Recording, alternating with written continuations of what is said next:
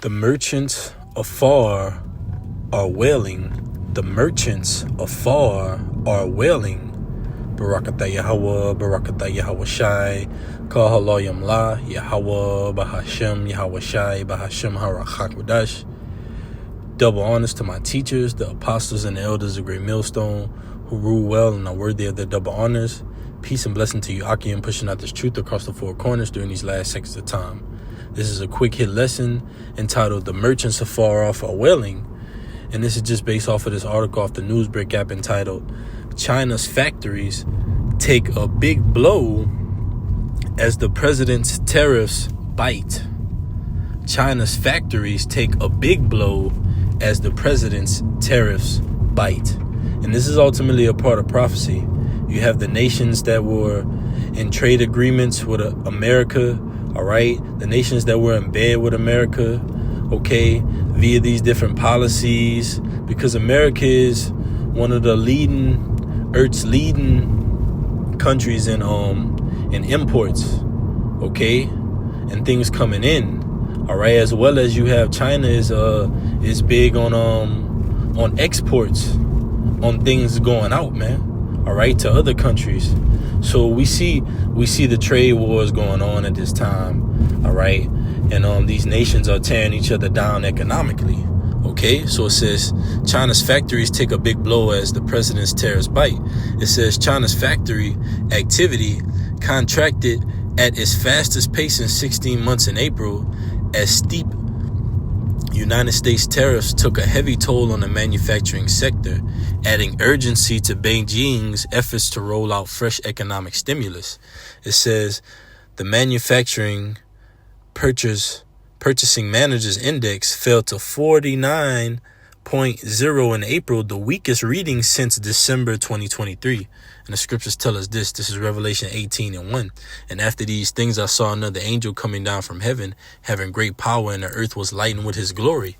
And he cried mightily with a strong voice, saying, Babylon the great is fallen, and is become the habitation of devils, and the hold of every foul spirit, and the cage of every unclean and hateful bird. And we ultimately know that's a future prophecy for Babylon the Great America, all right, to be hit by nuclear missiles, to be made a desolate wasteland. And that Babylon the Great is speaking of is America, all right, and to be a home of every foul spirit and cage of every unclean and hateful bird, like it tells you in the book of Jeremiah, all right. The Arabians shall not pitch tent here, all right. It shall be a home for doleful creatures, all right, desert creatures, etc., man. And that's going to be the after effect of the nuclear missiles. But leading up to that, you see the city of confusion being broken down in many different aspects, financially, economically, politically, socially, all right. All those things are being torn apart from out of America, the things and the strongholds that kept it so, quote unquote, great once upon a time. So it says, for all nations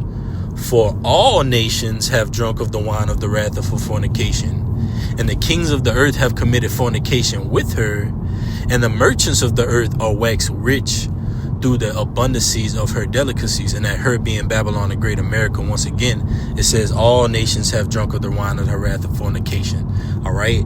And the scriptures tell us that the nations are mad, all right.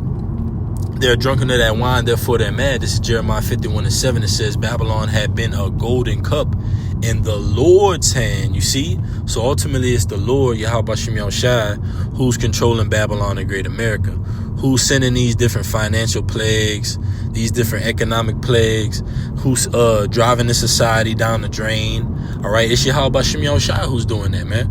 All right, it tells you in 2nd Ezra, the Lord sendeth the plagues, and who is he that drive them away? So Yahweh Shem Yahushai is liking his plagues unto an angry lion, all right, that's devouring, and that like it says, arrows that have been shot out of an archer's bow, and who can take them away? So these nations gearing up to make war with America in every aspect is all a part of prophecy. These nations being mad, all right, and backing out of their trade agreements and their policies with America is all a part of prophecy. America eventually being hit by nuclear missiles by all of these different nations, including its allies, is all a part of prophecy. So it says, Jeremiah 51:7 again, Babylon had been a golden cup in the Lord's hand that made all the earth drunken. The nations have drunken of her wine. Therefore, the nations are mad. And these nations are indeed mad. They're mad. And guess what they're going to do? They're going to back up, and they're going to ultimately use their might, which is their nuclear power, to shoot nuclear missiles here at America. Isaiah 9:5. This shall be with fuel and fire going into this third world's war, man. All right, but it's leading up to that. You see economic disputes, trade disputes. The scriptures are all about geopolitics, the relations between these different quote unquote foreign countries and nations, man. All right, and you got the BRICS nations. They're dumping the American dollar, and they're assembling their own currency, and China is a part of that, man. All right, BRICS stands for Brazil, Slovakia, Russia, India, China, South Africa. China is the C in BRICS. Okay, so it says, for all nations have drunk of the wine of the wrath of her fornication, and the kings of the earth have committed fornication with her. And the merchants of the earth, there you go, the merchants of the earth, are waxed rich through the abundance of her delicacies. And the merchants of the earth are going into these different nations, all right, that get their goods sent here in America and shipped out here from America to have these different trade negotiations with America. Let's get that word merchant. All right. Merchant goes into buying and selling. All right. So it says Revelation 18 and that word merchant.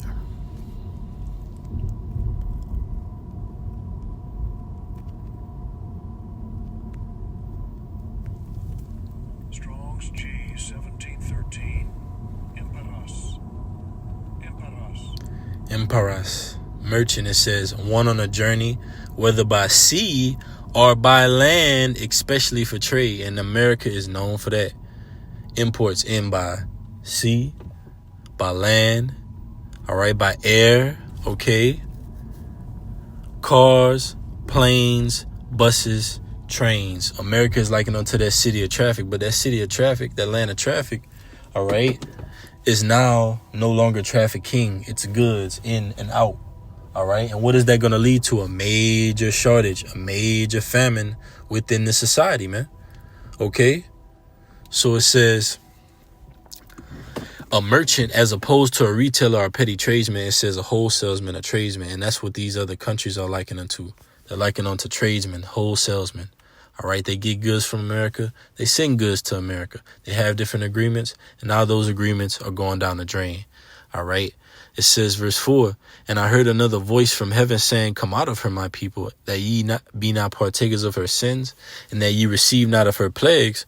For her sins have reached unto heaven, and our power have remembered her iniquities. Reward her, even as she rewarded you, and double unto her double according to her works. And the cup which she had filled to her double. And the scriptures say that the wicked will drink the dregs of that cup in the Lord's hand, because you see it's Yahweh Bashim Yahushua controlling it all. Psalm 75:8, for in the hand of the Lord there is a cup, and the wine is red.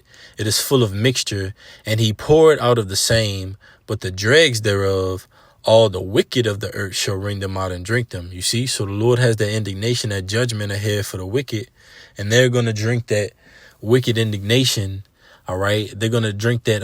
The wicked are going to drink that indignation, Salakia. The wicked are going to drink that indignation from Yahweh Bashim Yahushua all the way down to the dregs. Every drop, every last drop of it, man. All right.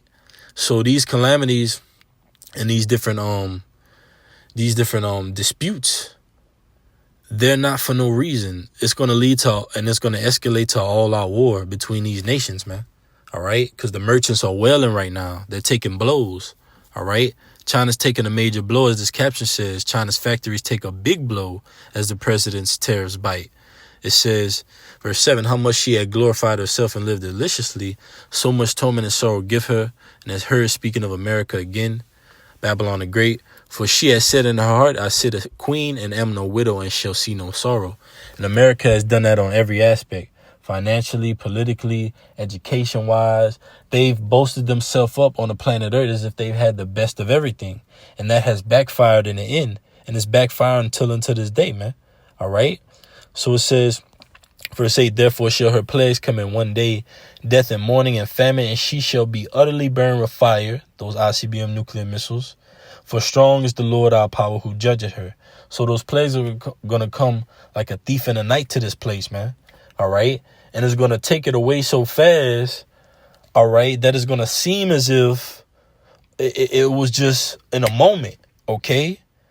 Like the brilliance and the excellency of America was just taken away so quickly. And that's how the Lord's judgment is going to be. So it says, verse 9, and the kings of the earth who have committed fornication and lived deliciously with her, such as China, all right, shall bewail her and lament for her when they shall see the smoke of her burning, standing afar off for the fear of her torment, saying, alas, alas, that great city Babylon, that mighty city, for in 1 hour is thy judgment come.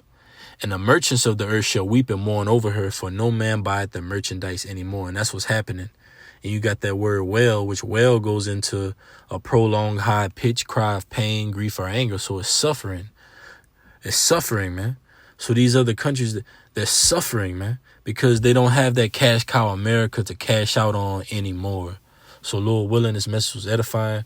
I'm going to give infinite honors and praises to Yahweh, Bahashem, Yahweh Shai, Bahashem, Harachakwadash. Double honors to my teachers, the apostles and elders of Great Millstone. Until next time, call me Ashala. Shalom.